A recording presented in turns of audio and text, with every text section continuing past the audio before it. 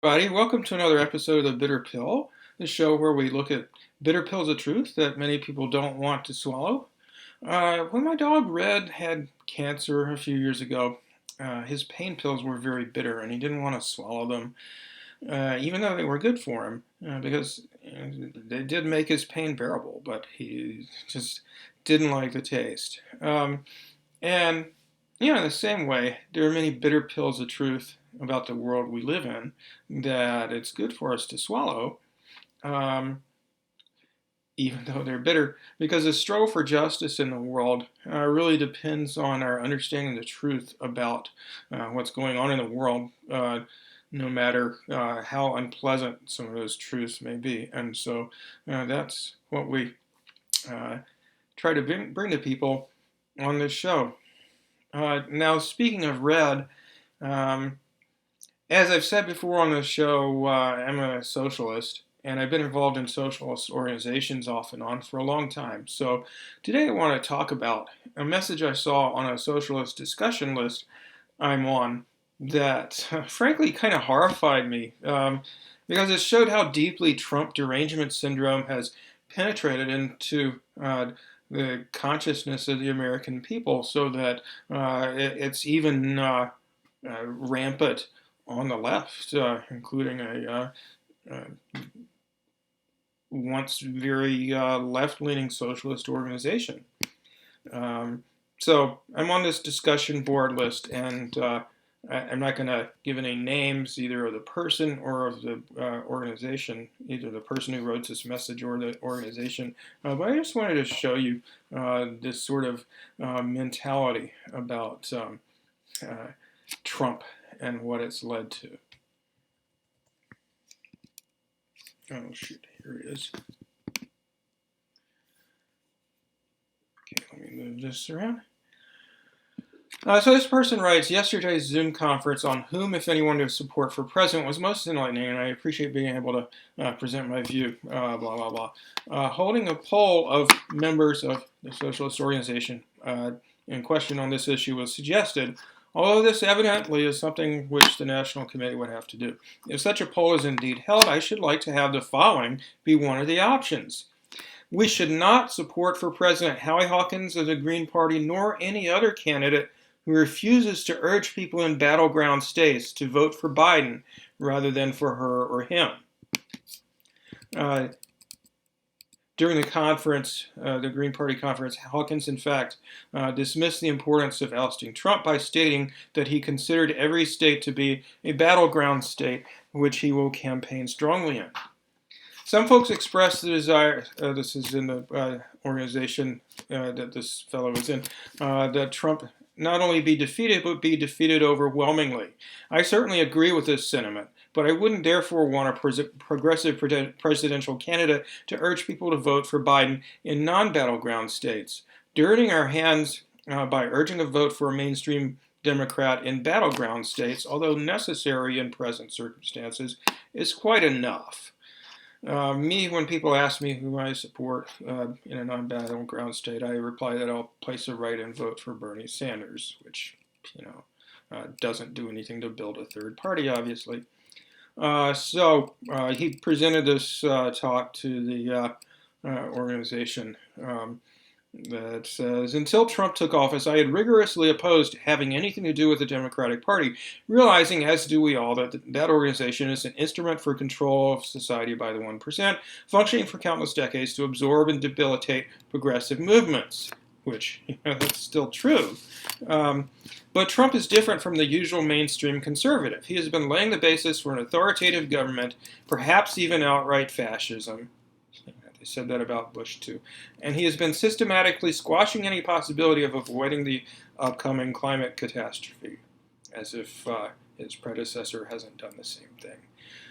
Trump is changing the whole tenor of political discourse in our country, in which his fervent followers reject logical and scientific thought, dismiss as being fake news any information which contradicts what he pronounces, unabashedly uphold white supremacy, denigrate immigrants, women, and LGBT persons, etc.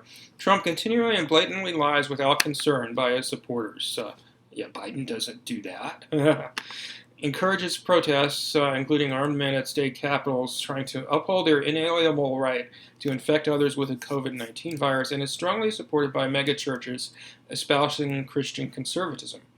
He attacks the mass media, whether conservative or liberal, as the enemy of the people, and he completely disregards the rule of law. What is so dangerous about Trump is that he has built up a mass of followers, at least 30% of the electorate, who will blindly support whatever he says and does. He has energized the worst of America, regardless of economic class. If he is allowed to continue as president, he will likely do damage well beyond any point of return. For this reason, I believe it is absolutely imperative to support the Democratic candidate, Biden, in battleground states. Does such support for Biden mean watering down our own politics in battleground states? It definitely does not. Yes, it does. A progressive presidential candidate such as the Green Party's Howie Hawkins should vigorously promote unabashedly progressive politics in every state, making clear what sort of society we really should be aiming for. However, having stated what our goal should be, she or he should also urge people to vote for Biden because of the overwhelming danger posed by Trump to civilization. Moreover, following such a strategy will likely increase people's receptiveness to our ideas. They will realize that we have the political maturity to back a representative of the enemy when absolutely necessary for the good of society, that we're not just a bunch of PC persons who are unable to grasp what is required in this dire situation. So, voting your conscience is just being a PC person. There's no value in adhering to principles, I guess. And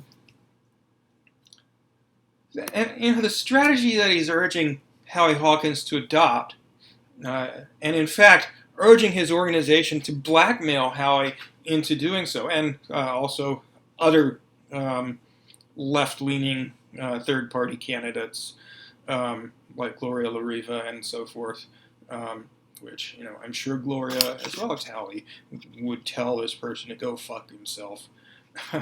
But, he's urging them to adopt the strategy of campaigning for one of his opponents in battleground states.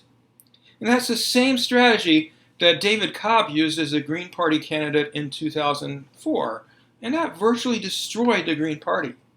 Let me just show you some figures from that election and the one before it. Okay, so in 2000, Ralph Nader ran a strong campaign in all 50 states as a Green Party candidate, contrary to popular belief. His just being on the ballot didn't cost Al Gore the election. The election was stolen by Florida election officials, including George Bush's brother, who was the governor of the state at the time.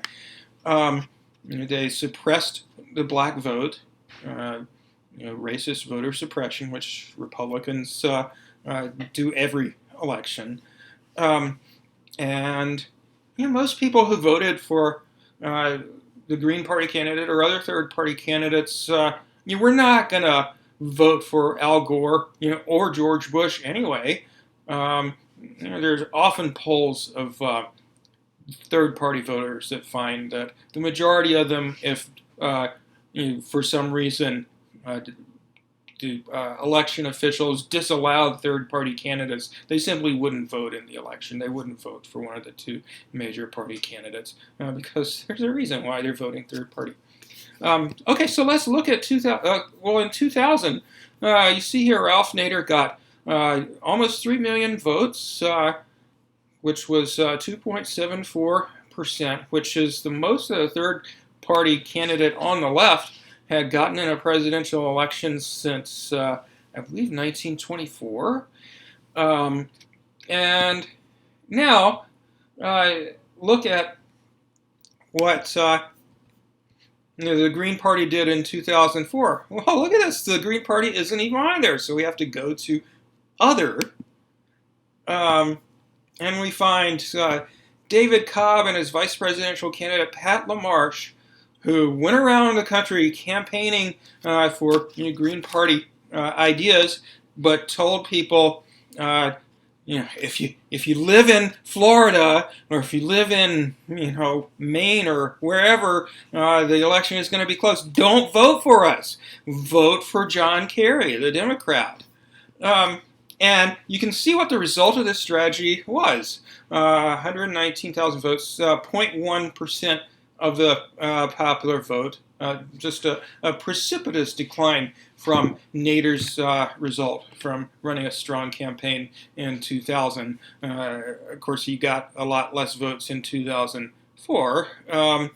His campaign didn't receive the same publicity as it did in 2000. And of course, there was a campaign to demonize Ralph Nader after the 2000 election, which sort of worked. But anyway, my point is this strategy, this so-called safe states strategy of encouraging people to vote for the Democratic candidate, for a third-party candidate to encourage voters in swing states to vote for someone other than themselves, it resulted in the worst performance by the Green Party in any presidential election since they've been around, and it literally virtually destroyed the Green Party.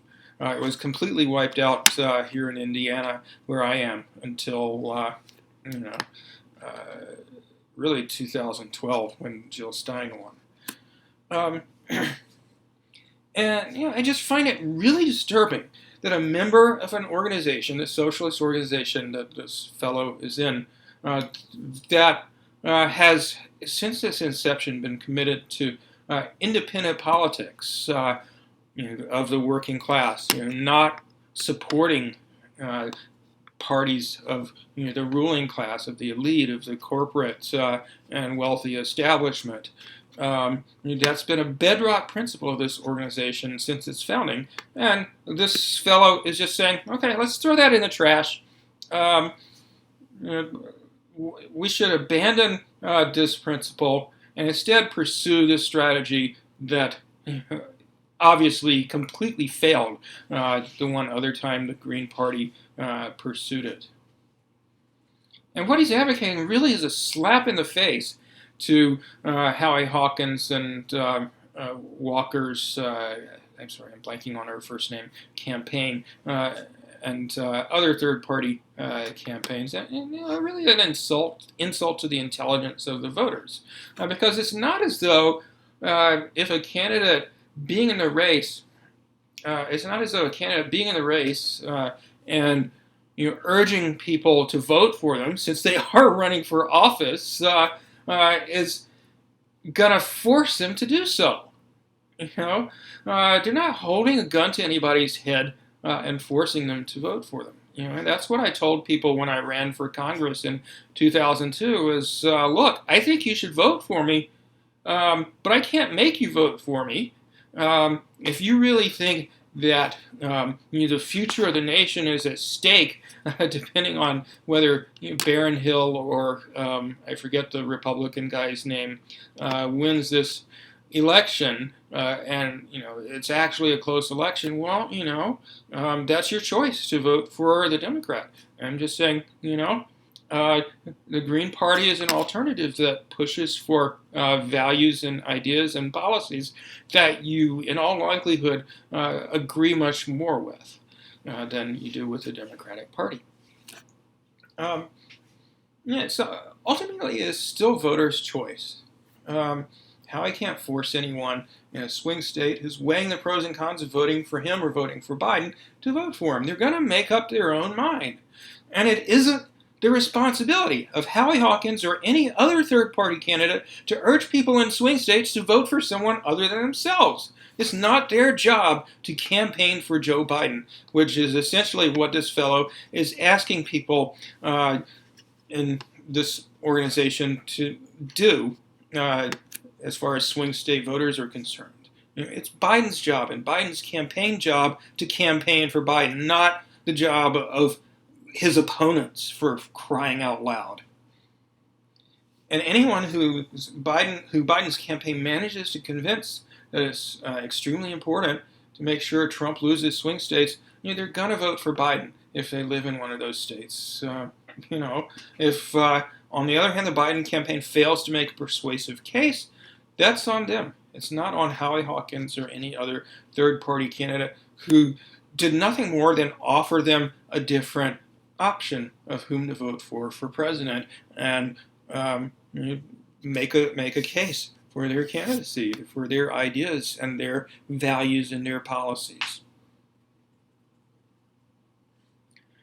One thing that this person whose email I read you ignores is the fact that right now the election isn't at all close. So why on earth would he even bring this up right now? With at the present time, poll after poll showing Biden winning by double digits, and of course Biden is trying very hard to shoot himself in the foot and lose the election, and his political record as well as his personal life, where he's been his treatment of women has been horrible.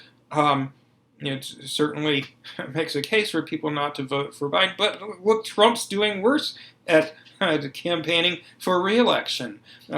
He's done everything imaginable to screw up the response to the COVID pandemic and the resulting economic crisis. The polls also say that's why Trump is so unpopular and so behind in head-to-head polling with Biden.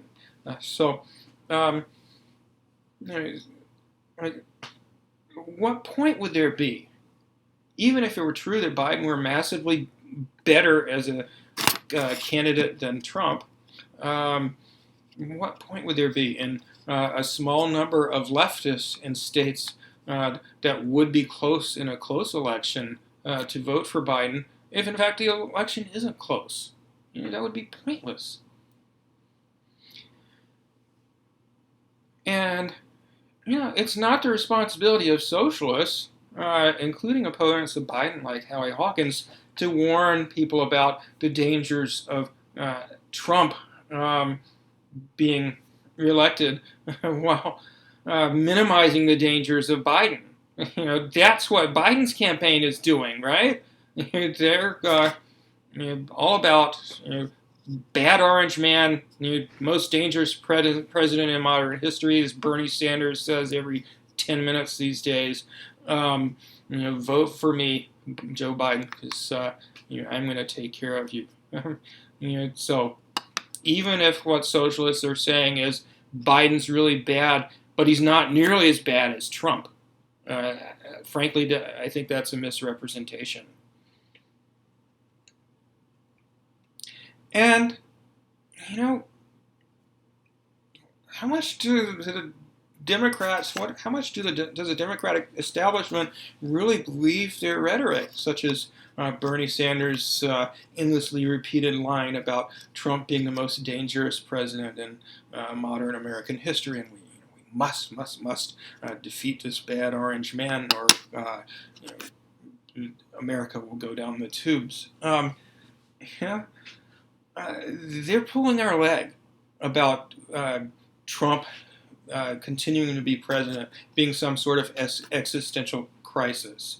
If they truly believed that, would they have gone out of their way to make sure that the most popular politician in the country, Bernie Sanders, the person by far the most likely to beat Donald Trump, if Trump weren't finding other ways to sabotage his own campaign, Biden would not be a strong candidate against Trump. We all know that. Sanders would be, even if Trump were not screwing up. But the Democratic establishment cares a lot more about making sure that Bernie Sanders is not the Democratic nominee, or even he's not even been considered for the vice presidential spot, even though he finished number 2 in the primaries. What does that tell you? It tells you that their main concern is making sure that Bernie Sanders is not the nominee, or even vice president. That's what they care about. Do they really care that much about beating Donald Trump? Would they, if circumstances have been different and Trump were in a strong position to win re-election, would that have made any difference? Would they have been like, oh, we got to beat Donald Trump, we better nominate the strongest candidate? No. Hell no. All they care about is making sure that whoever the Democratic Party nominee is a loyal servant of the political establishment, the wealthy plutocrats who dominate this country's politics. That's what the Democratic Party cares about. And, a socialist Facebook friend of mine, Joel Finkel, had this observation in line with this thinking. That in the fear of Trump, the DNC has never had a more massive sledgehammer with which to bludgeon the left into submission. They will make no real concessions to the Sanders wing of the party. They simply have no incentive to do so because they are convinced that people will vote for Biden even if he did boil babies and eat them, as so-called feminist and liberal Katha Pollitt, columnist for The Nation, said recently that she would vote for Joe Biden even if it turned out that he boiled babies alive or something like that. In this article, she also basically said she didn't believe Tara Reade, that Joe Biden raped her. Some feminists there. But anyway, what I want to know is there any deal breaker for these safe state leftists, like this fellow whose email I read you, who say, the Democrats are horrible and we have to make a very persuasive case for why we must have radical change and make everybody aware that the Democrats are no real alternative to the Republicans, but we must beat Donald Trump. Oh my God, the country's going to go into ruins if we don't beat Donald Trump. And I just wonder, is there any deal breaker among them? Is there any line in the sand for them, any bridge too far, where they're willing to say, I'm not voting for that candidate, for Joe Biden or whoever it is, and I'm not willing to advocate for voting for them in swing states or any other state? Is there any breaking point for these people where they're not going to, say, oh, we must vote for the Democrat in swing states, or the country will be ruined or whatever? Because, hold on a minute.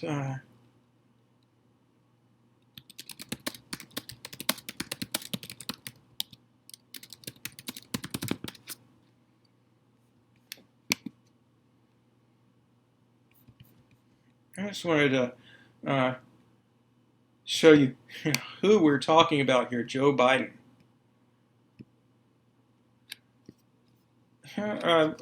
He's got one of the worst political records of any Democratic politician in modern history.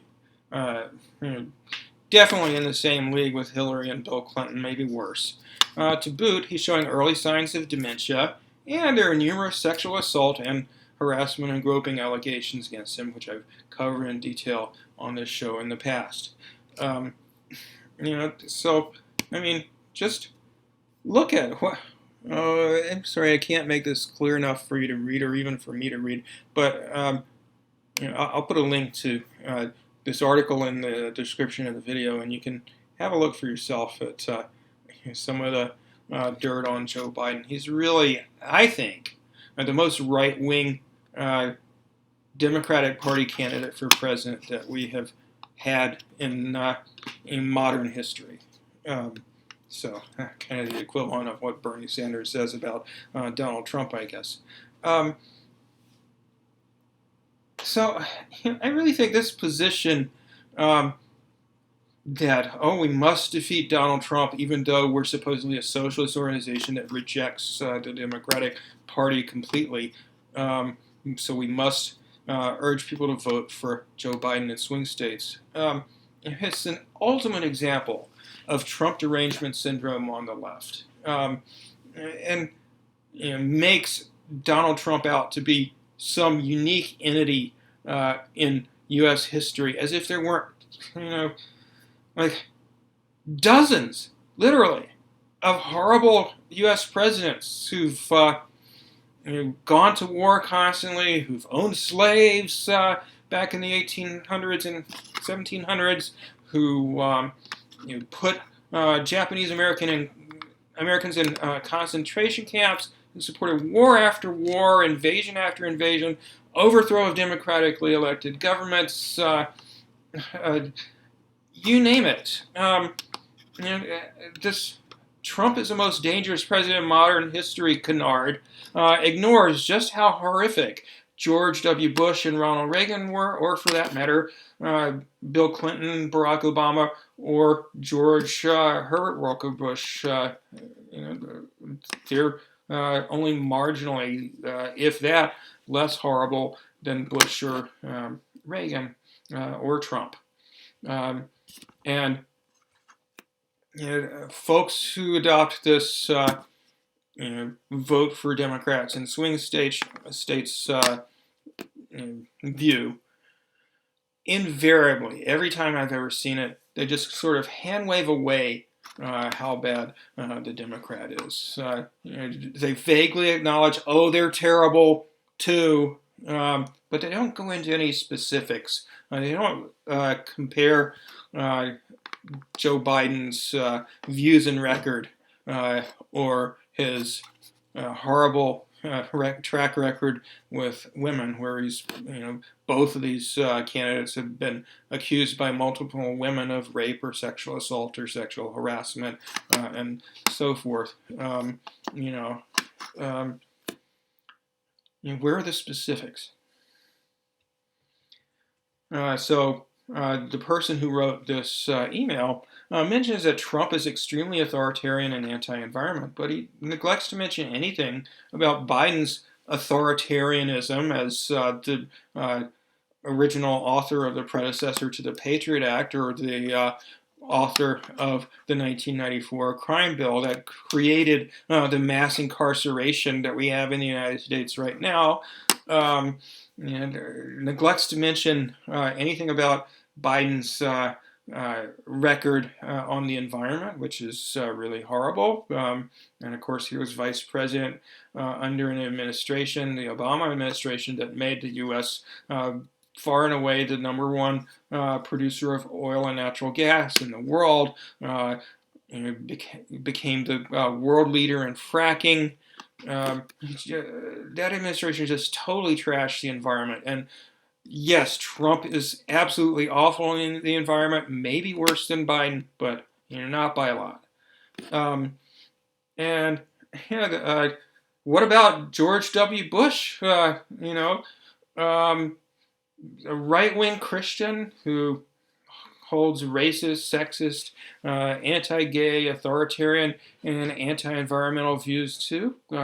In some cases, with more ideological fervor than Trump. And of course, same story with Ronald Reagan. And for fuck's sake, Barack Obama is a straight-up sociopath. I'm sorry if anybody watching is a fan of Barack Obama's, but he sucked. He was horrible. He just put a pretty face on U.S. imperialism and all the horror that is capitalism in the United States. And Biden is the same way, although he's not very articulate, obviously, unlike Obama. And the last thing this fellow said was he characterized principled opposition to advocating voting for right-wing Democrats like Biden as impractical PC grandstanding, utterly dismissing the possibility that there's strategic value in adopting a principled stand. And I've written about this a fair bit and have talked about it a fair bit in my capacity as a former Green Party candidate for Congress and otherwise. So I just wanted to share with you some stuff that I wrote recently, just taking people to task for this lack of principle and this lack of understanding of why principle in how we vote and how we interact with the world generally is vitally important.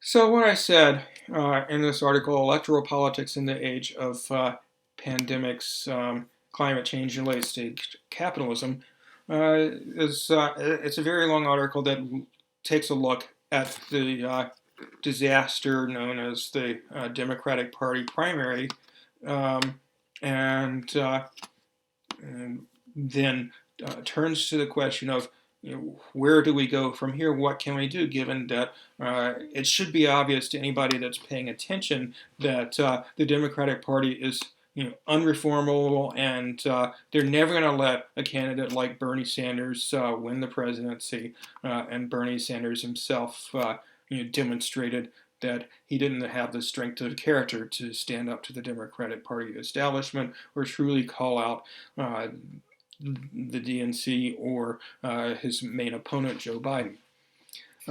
So what I said here was we need to do what we can in the future to hold politicians who do great harm accountable for the harm they do, regardless of what political party they're in. We have to loudly call out their actions and make clear that we're not going to vote for them, no matter what. Promising our votes to politicians who have made clear that they completely reject our principles signals that we don't take our own principles seriously. So at the risk of sounding like a self-help guru here, we need to recognize the power of saying no. So even though third parties in the United States have rarely been very successful electorally, there's ample precedent for social movements having an impact by saying no to candidates who support the harmful policies they oppose, including through supporting third parties. And I should just interject here, I don't really have time to talk about what I did in the other article I showed you about this, to the effect that even in countries where the electoral system, as in the United States, is stacked against third parties, there have been remarkable successes of third parties in other countries, for example, Canada and the UK, in not only becoming successful as a party, but bringing about dramatic social change. So both in Canada, where the Cooperative Commonwealth Foundation out of Saskatchewan, later succeeded by the New Democratic Party, brought Medicare for All and other major social reforms to Canada. And became a major third party. And similarly in Britain, the Labour Party was originally a third party, and now it's one of Britain's two main parties. And it likewise brought universal health care, socialized medicine, basically, to Britain. And at least in its early days, it pushed a very progressive agenda. Of course, the Corbyn faction in the Labour Party still does today. Here in the United States, third parties haven't had a great deal of success electorally, but they've nevertheless had an impact. In the mid-1800s, activists in the abolitionist movement, at least those who had the right to vote, withheld their votes from any candidate who in any way supported slavery. As Keith Rosenthal and Alan Moss put it in an article about third parties in that era, the abolition of slavery was arguably the single most significant social advance in U.S. history, and was catalyzed in part by third-party initiatives. The, quote, reasonable liberal view at the time was that the Whig Party and its 1844 presidential candidate Henry Clay constituted the lesser evil regarding the issue of slavery, lesser evil, quote unquote, because they argued that whether or not slavery should be legal in newly admitted states should be left up to a vote in those states. So these liberals advocated a vote for Henry Clay, who in fact was a slave owner, but a lesser evil slave owner, because he thought that people who had the right to vote, which slaves of course didn't, should get to decide whether or not their state had slavery. The predominant position among anti-slavery activists, on the other hand, was that slavery opponents should not vote at all. They should abstain from the election if they had the right to vote. And rather than voting for Clay, the rest voted for James Birney, who was a presidential candidate of the abolitionist Liberty Party.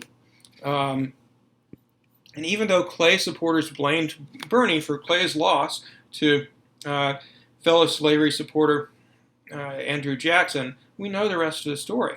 The abolitionist movement grew by leaps and bounds. The quasi-anti-slavery Republican Party was formed. The Whig Party, which Clay had belonged to, disappeared. And although, unfortunately, it took a very bloody civil war, slavery was abolished in 1865. You know what didn't contribute to abolishing slavery? Voting for Henry Clay or the Whigs did not contribute to abolishing slavery.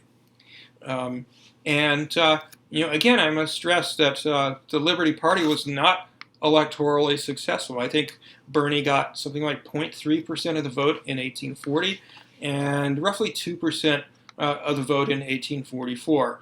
But he was accused of, quote, spoiling the election in 1844, as Ralph Nader was in 2000, because Birney got enough votes in New York State that state went to Andrew Jackson rather than Henry Clay. Jackson won the popular vote anyway, just like Hillary Clinton won the popular vote in 2016. So it's really utterly silly to blame a third party for a third party candidate for a major party candidate's loss. But that's what liberals did back then. They refused to take a principled stand against slavery in terms of electoral politics. Just like today, liberals often refuse to take a principled stand about things like war and genocide and mass incarceration and all sorts of other horrible things that the vast majority of Democratic Party politicians as well as Republican Party politicians support. There are a lot of other historical examples outside of an electoral context of the power of saying no. Anti-war activists said no to Lyndon Johnson in 1968. Okay, that's within electoral politics. They said, we're not going to vote for you. Hey, LBJ, how many kids did you kill today? Was a favorite chant of anti-war protesters. So basically, they forced Johnson out of the race and forced the Democrats to rig their convention for Hubert Humphrey, who wasn't even actually a candidate until the last minute. Of course, it's equally important in challenging injustices of any sort to explicitly and publicly refuse to acquiesce in them, regardless of whether they have anything to do with electoral politics directly or not. In China, the oppressive and cruel practice of binding women's feet lasted for over 1,000 years because, it was just the way things were. And it was only when Chinese opponents of foot binding not only said no very publicly to imposing the practice on their own daughters, but also said no to any of their sons marrying into a family that supported foot binding.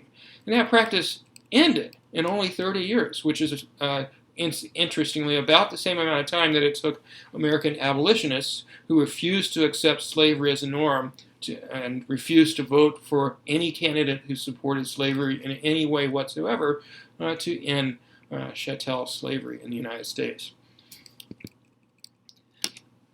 So going back to electoral politics, in that context, failing to say no to the Democratic Party, really it means living a lie. It means saying that the emperor has clothes, the emperor being the Democratic Party nominee, when he has none. He has no principles, he or she, no interest in progressive social change. But if you support them, you're going to misrepresent what they stand for, at least to some extent. That's the inevitable result. Psychology tells us this, of commitment to supporting the lesser evil. And I've seen so many people I know following the footsteps of their counterparts in the upper echelons of the Democratic Party and minimize or just flat out ignore or deny, even when you show them ironclad evidence of it, the harmful policies and conduct of politicians they've committed themselves to voting for and supporting. So I've had so many people tell me they didn't believe Tara Reade in her accusation against Joe Biden, her accusation that he raped her in 1993, because they don't want to believe that this person who they're committed to voting for because he's not Donald Trump is in fact a horrible person. Recently, a friend insisted that Joe Biden was 10,000 times better than Donald Trump. You couldn't give me any specifics because he fucking doesn't know any specifics, but surely he's 10,000 times better than Trump. Commitment to lesser evils, whether their name is Joe Biden or Hillary Clinton or even Bernie Sanders, almost invariably warps people's views. Plenty of Bernie Sanders supporters just tune out when you try to tell him how bad his record on foreign policy is, for instance, or tune out when you point out that he's refused to take a principled stand against the Democratic Party establishment. So the only way to free our minds, to be willing to take in the full truth about the Democratic Party's inherent corruption and commitment to defending the ruling class at all costs, is to free ourselves from any commitment to the Democratic Party or any of its political representatives. Working people have to organize and build parties and other working class institutions of their own, and they have to do it consistently. They can't just do it in certain states. And breaking free of the capitalist parties, although it's a necessary condition for winning the battle for social justice, is not sufficient by itself to do that. The discontented masses of us in this country have to express our discontent with the status quo in numerous ways, not just in the voting booth, but everywhere. We have to say no in a principled fashion to injustice in ways that disrupt the status quo. Historical examples of the power of disruption are very abundant. The civil rights movement disrupted segregation in highly visible ways, as everyone knows, such as sitting in at segregated lunch counters, insisting on their right to vote that was denied to them.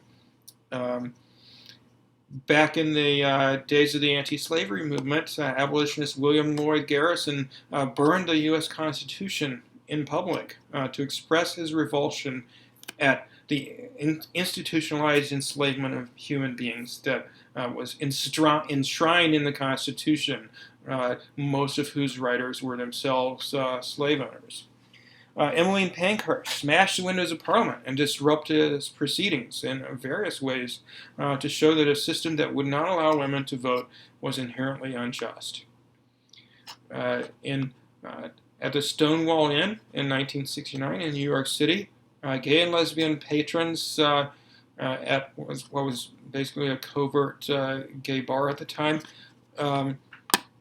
rioted. They battled police who were trying to arrest them for the crime, so to speak, of being gay. And in doing so, they showed that they had a very strongly held opinion that shunning people for being gay was unacceptable. And that disruption led to a strong movement for gay rights. Workers throughout the Midwest occupied factories during the Great Depression, the famous sit-down strikes in Flint, Michigan, and many other places, including here in Indiana. They shut down production and they forced corporations and politicians to grant them basic labor rights. And, disrupting business as usual, it's maybe not nice or popular. It's rude, brazen, and confrontational, and even downright dangerous, some people have said. People will yell all sorts of insults, such as, "Go live in Russia," when you do so. They might spit on you, pour drinks on your head, as happened at the lunch counter sit-ins during the Civil Rights Movement, and physically attack you. Opinion polls may suggest that large numbers of people hate you. The Civil Rights Movement, in fact, was not popular, at least among white people, during the 50s and 60s. Cops might beat you up or tear gas you or throw you in jail on false charges. Even people who ought to be on your side, such as the black waitress who told a Greensboro lunch counter sit-in protesters that they were making black people look bad. Even people like that might disapprove of your, quote, rude and counterproductive behavior as someone who's been involved in the animal rights movement. I've seen even vegans who supposedly are strong supporters of animal rights bash people for being, at all confrontational and standing up for the rights of animals. But, disruptive tactics work. Sociologists and political scientists and psychologists who've studied these movements for social change have found, and there's several reasons for that. First of all, disruption dramatizes the issue and forces attention to it. When the status quo is quietly accepted or challenged in a less visible way, such as a letter to the editor, its injustice can be ignored. In contrast, when the message of a disruption goes viral, as, for example, James Burney's disruption of Henry Clay's path to victory in the 1844 presidential election, it puts the issue, in that case of slavery, on the table of public discussion, and it can inspire other activists to replicate the feat, particularly if there are organizations on the ground, as was the case during the anti-slavery movement or the civil rights movement. Second of all, disruption. Just saying a firm no to an injustice, despite risk of public opprobrium or harassment or even violence, provides evidence of determination. Third, and related to that, our influence on other people is greater when we adhere to a position consistently. Social psychological research, which I can talk about in more detail some other time, even shows that a minority of people can often convince a majority that something that's obviously not true, in fact, is true. So, for example, that blue figures are green. As long as they adhere to their position consistently and don't waver from it. So, in the context of electoral politics, none of this, I won't vote for a slave owner or a warmonger or a rapist unless I live in a swing state, then I'll vote for him because orange man bad, we must stop the greater evil. Nope. No means no. Not in the house, not with a mouse, not on a boat, not with a goat, not in a safe state, not in a swing state. I don't like slave owners, warmongers, neoliberals, rapists, or green eggs and ham. I do not like them, Sam I am. To paraphrase Dr. Seuss a bit there. Finally, disruption obstructs business as usual. Shutting down factories disrupts production. Shutting down highways or mass transit disrupts going to and from workplaces. Voting for third-party candidates can disrupt the major parties' stranglehold on power and discourse. In other words, disruption is an exercise of power. And that's the crux of the matter. The powerful elites in our country and elsewhere in the world have their own interests, and those are not our interests. So we can write all the letters to the editor or to our congressman that we want. We can vote all we want for politicians who don't support the things we want, or only support a pale imitation, or give lip service to them, Bernie Sanders, but won't fight for them. But unless we build and exercise power of our own outside of the political establishment, we're not going to win. Frederick Douglass put it well, power concedes nothing without a demand. It never did, and it never will. We can't channel demands through voting for candidates in corrupt political parties because that makes them requests. It's in other venues, in the workplace and in the streets, as well as to an extent an organized no vote to the candidates of the two corporate parties where the true power of the working class, its true potential for exercising power lies. Because as historian Howard Zinn famously put it, it's not who's sitting in the White House that matters, but who's sitting in. Well, that's all for today's episode of The Bitter Pill. I hope you enjoyed it and perhaps learned something from it. Please comment below, like and subscribe, like the video, subscribe to the channel, give us some love on Patreon if you have a few bucks to spare, and I will see you next time.